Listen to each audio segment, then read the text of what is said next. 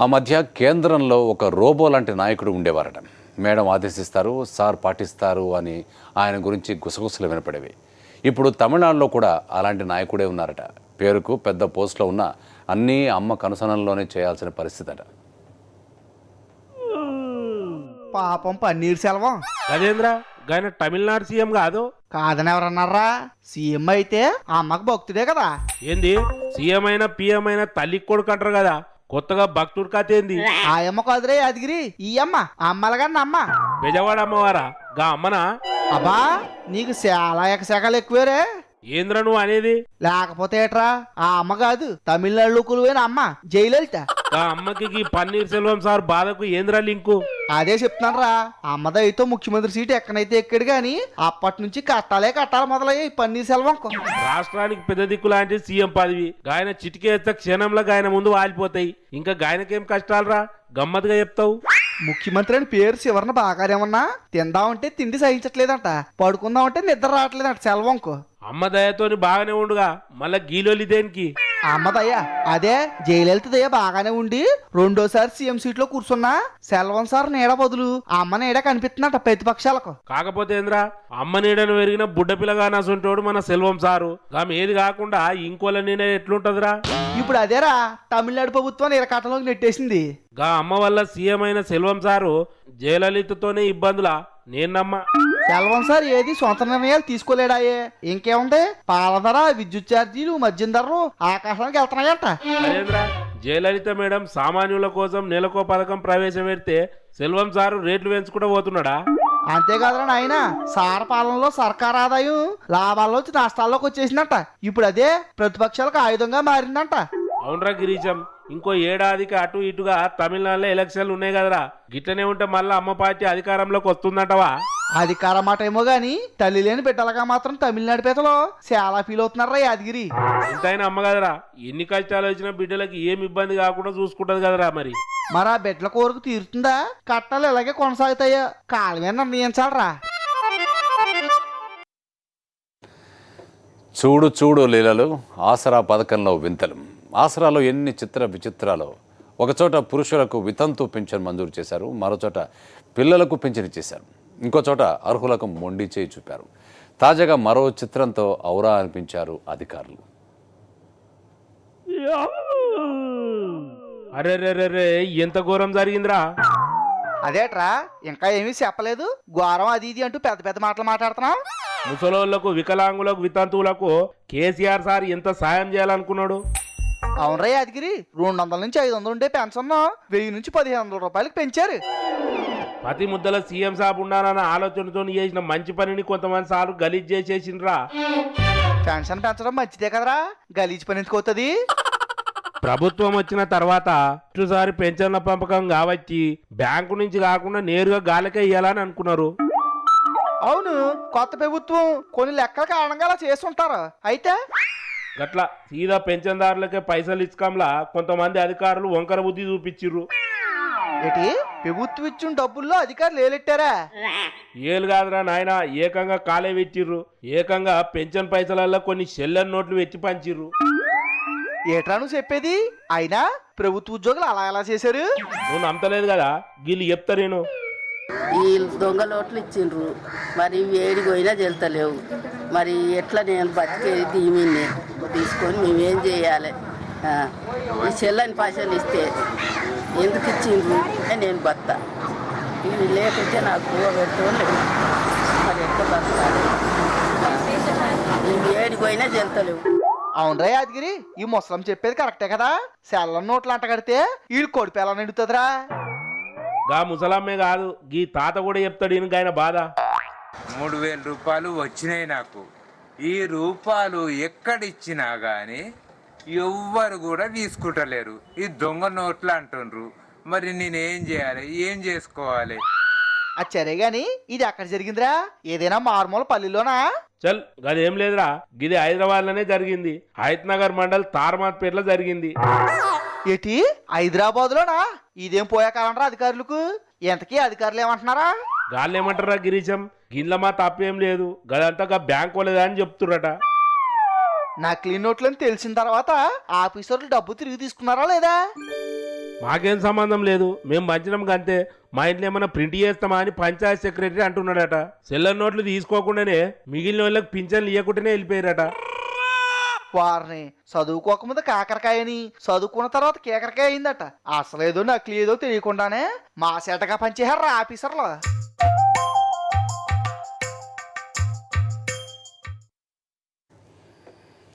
బండి బండి రైలు బండి వేలకంటూ రాదులేండి, ఇది ఆ మధ్య ఒక సినిమాలో వచ్చిన పాట.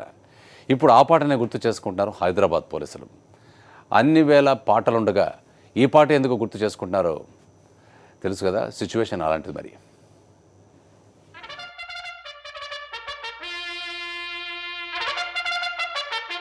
అరే యాదగిరి, ఈ వాహనాలు గుర్తున్నాయా? గై మర్చిపోతాం రాబాయ్. దునియా మొత్తంలో హైదరాబాద్ ను స్పెషల్ గా చూపిస్తున్న సీఎం కేసీఆర్ సారు పోలీసు వాళ్ళ కోసం ఇప్పించిన బండ్లు కదా. ఇప్పుడు గాడి సంగతి ఎందుకురా? ఇప్పుడు అటు పనితీరు బయటపడ్డాయి. గజేంద్ర, కొత్త బండ్లు గల్లీ గల్లీల దొంగలను గాల నీళ్ళని ఇట్టే దొరకబట్టుకోవచ్చాను కదరా, గాటిని కొన్నారు. అవునరా, పాతాటిని మూలెట్టి కోట్లు పెట్టి కొత్తవి కొన్నారు. చెప్పిన దాన్నే మళ్ళా చెప్తావేంద్రా? అసలు కథ ఏంద్రా? చెప్తున్నా తినబోతూ రుచింది కన్నట్టు అంత తొందర ఎందుకురా? బండి కాదు మొండి ఇది సాయం పట్టండి, పెట్రోల్ ధర మండుతోంది ఎడ్లు కట్టండి, గోపాల గోవింద రావయ్య లాగయ్యా. ఏంద్రో గీ సలికి గీ కొత్త బండి కూడా మొరాయిస్తున్నట్లున్నది. అవుగాని బండ్ల డీజిల్ అయిపోయింది అయ్యింది. ఒరే యాదగిరి, ఈ చలికి పోలీస్ వాహనాలకు కూడా కాంత చలిమంటలు వెయ్యాలేమోరా. చలి మంటలు వేసుకుంటారా? లేకుంటే మంటలగా బండిని ఏమన్నా అరని ఉద్దేశం? నా ఉద్దేశం అటు ఉంచి గాని ఈ పోలీస్ వాహనాల గురించి ఏమంటావరా? అనేది గినేది ఏంలే, గీ బండ్లకు జెండా ఊపిన రోజే ఓ బండి కుదుకునే, గదేమో శాంతి జరిగింది అనుకుంటే మరి గీదానికి ఏమైనట్లురా? అయితే ఈ ప్రాబ్లం జెండా ఊపిన సర్కార్ది కాదు, స్టార్ట్ చేయడానికి కుస్తీలు పడుతున్న పోలీసు వాళ్ళది. అవునా గోపాల గోవింద రావయ్య లాగయ్యా. ఇంకెవరిదే? మా వాహనం సూపరో బంపరో అన్న వాళ్ళదే ఈ తప్పంతా. ఏమంటారా? ఇది కరెక్ట్ అనిపిస్తుందిరా. కేసీఆర్ సార్ ఏదో ఏదామనుకుంటే గిట్ల కావచ్చే. నిజంగా కంపెనీదే తప్పని తిడుతున్నారట.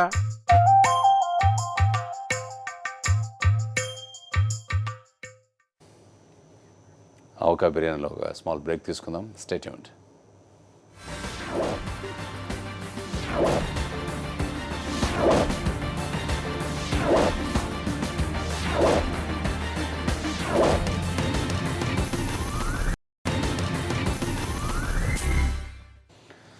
Welcome back.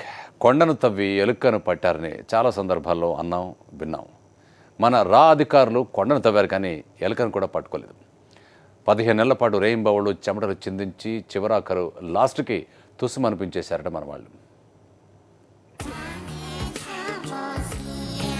అరే ఎంత ఘోరం జరిగిపోయింది. నేను అసలు అనుకోలేదురా. క్యా బాతే గిరీశం, గంత ఘోరం ఏమైంది భయ్? కాళ్ళ ముందు క్రిమినల్ వదిలేశారు, అది ఎవరో ఫోన్ చేశారని.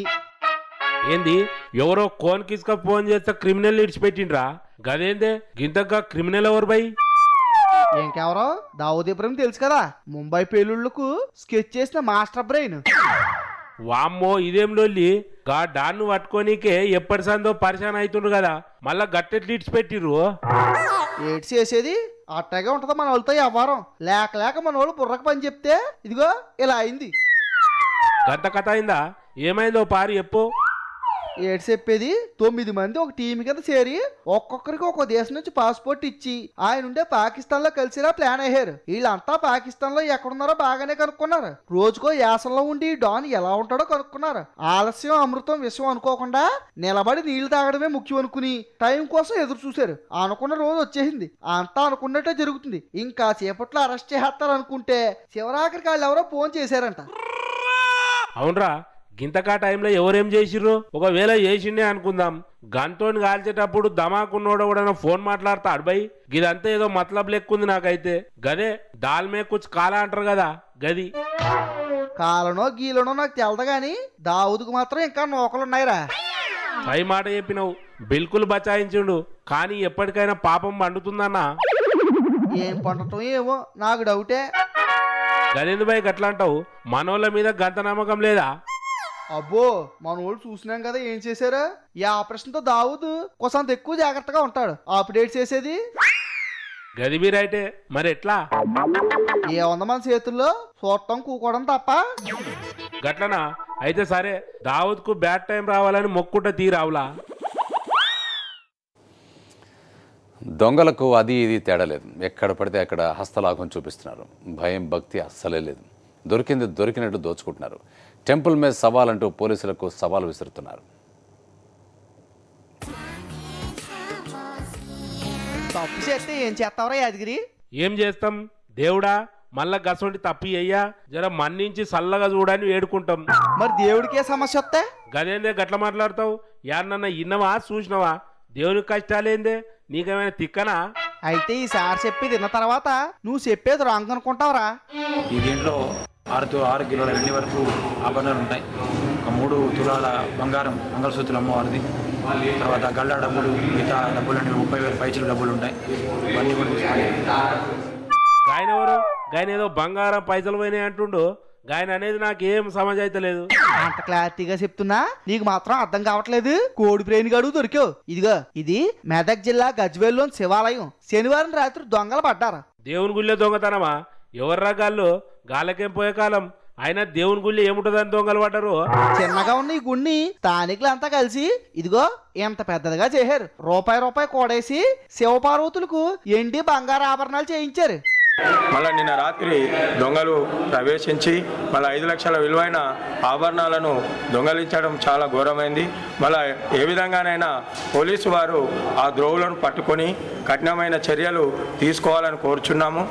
అవును సారు, మీరు చెప్పేదాన్ని తింటుంటే బాగానే కష్టపడ్డట్టుర్రు. లేకపోతే పోయిందా నిలువ 5 లక్షల రూపాయలు దాకా ఉంటుందంటే మామూలు ముచ్చటనా? ఏడకపోతాడులే సారా. దేవుడు సొమ్ముకి టెండర్ ఎత్తే ఊరికే ఉంటాడా? ఏదో విధంగా దొంగకు తగిన బుద్ధి చెప్తాడు దేవుడు. అవునరా గిరీశం, మొదలే శివుడు 3వ కన్ను తెరితేగా దొంగకి ఇప్పుడు దోసుకోపోయింది కాదు, గంట ముందుకు దోసుకోపోయిన సొమ్ము కూడా కక్కుతాడు. మాట్లాడలేవు కానీ అవి చేసే అల్లరి పనులు అన్నీ ఇన్ని కావు. తెలిసి చేస్తాయో తెలియక చేస్తాయో కానీ వాటి చేష్టలు చూస్తుంటే ఎవరైనా కాసేపు నవ్వుకోవాల్సిందే. అరే ఎవరైనా ట్రైనింగ్ ఇచ్చారా లేక వీటివి సూపర్ బ్రెయిన్స్ అని ఆశ్చర్యపోవాల్సిందే. ఎప్పుడు నువ్వుసేనా మనిషి అన్నాక 2 వైపులు చూడాలరా యాదగిరి. ఏంద్రా గిరీశం, బాలకృష్ణ సార్ లెక్కనే ఒక వైపు కాదు ఇంకో వైపు చూడని సినిమా డైలాగ్ కొడుతున్నావు. ఇది సినిమా డైలాగ్ కాదురా, నిజంగానే మీతో పాటే మేము మీకన్నా మాకేం తక్కువ అంటున్నాయి కొన్ని జంతువులు. ఏంది జంతువులతో ఆటలు వద్దంటున్నాయా? గదెట్లరా? నీకు తిన్నగా చెప్తే ఏదన్నావు కానీ మచ్చుకు చూపిస్తాను చూడు.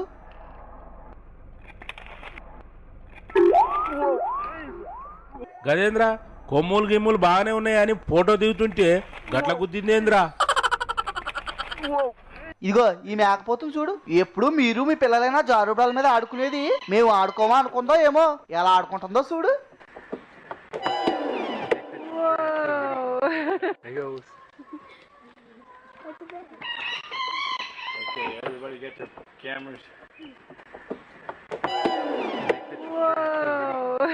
గా మేకపోతు గట్ల పోతుంది కదా, నేనేమైనా తక్కువ తిన్నానా అంటుంది గీ మేకపిల్ల. 2 కాళ్ళు పైకెత్తి ఎట్లా నడుస్తుందో చూడు.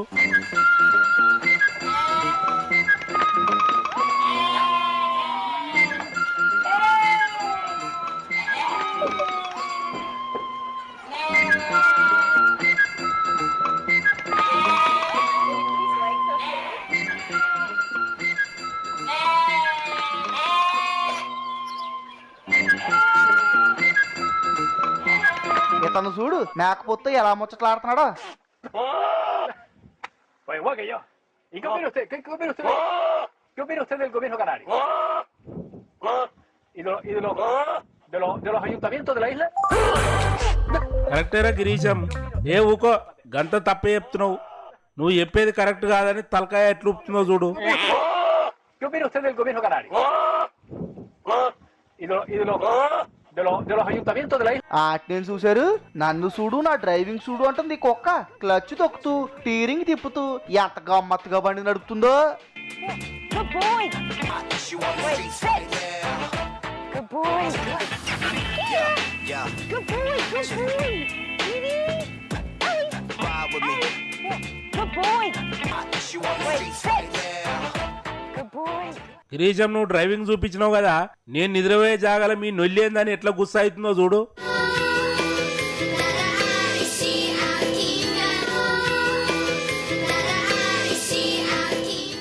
మనుషులు మీకు కొలెస్ట్రాల్ ఎక్కువ, మాకు కాదా? మేము కూడా జాగింగ్ చేస్తాం అంటుంది ఈ పిల్లిని చూడు.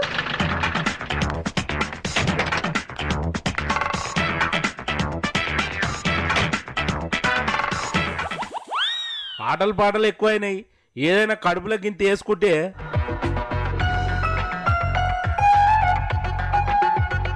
బాగుందారే, ఏది ముందు పెట్టినా తిన్నవనే మా సొంటోడు ఇది చూపింతే చాలా సంతోషపడిపోయి పోటీపడి మరీ లాగించేస్తున్నాడా. తిండి అంటే కదా చూపించి తినిపిస్తున్నావు, మరి నిద్ర ఎట్లా ఊస్తావురా? గందుకే నిద్రపోననే పిల్లలను పెద్దలు ఎట్లా వండుకోబెడతారో గీ పిల్లి కూడా గట్లనే వండబెడుతుంది. మరి ఇవన్నీ చూస్తా ఉంటే ముందు నువ్వు చెప్పినట్టు జంతువులు కూడా బాగా తెలుగు మీరిపోయిన నాకు అనిపిస్తుంది. చూస్తూ కదరా, మామూలు తెలివా మనుషులకు ఏ మాత్రం తక్కువ కాదు అంటున్నాయి. ఇవి వాళ్ళ అవకాయ బిర్యానీ విశేషాలు. స్మాల్ బ్రేక్ తర్వాత మరిన్ని అప్డేట్స్ కంటిన్యూ అవుతాయి. Stay tuned.